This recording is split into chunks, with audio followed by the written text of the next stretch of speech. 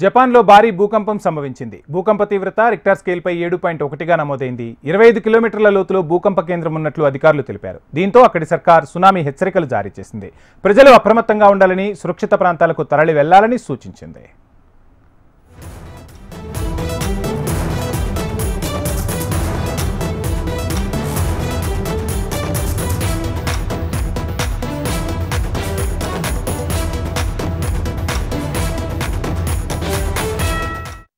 జపాన్లో భారీ భూకంపం సంభవించింది. భూకంప తీవ్రత రిక్టర్ స్కేల్పై 7.1గా నమోదైంది. 25 కిలోమీటర్ల లోతులో భూకంప కేంద్రం ఉన్నట్లు అధికారులు తెలిపారు. దీంతో అక్కడి ప్రభుత్వం సునామీ హెచ్చరికలు జారీ చేసింది. ప్రజలు అప్రమత్తంగా ఉండాలని, సురక్షిత ప్రాంతాలకు తరలి వెళ్లాలని సూచించింది.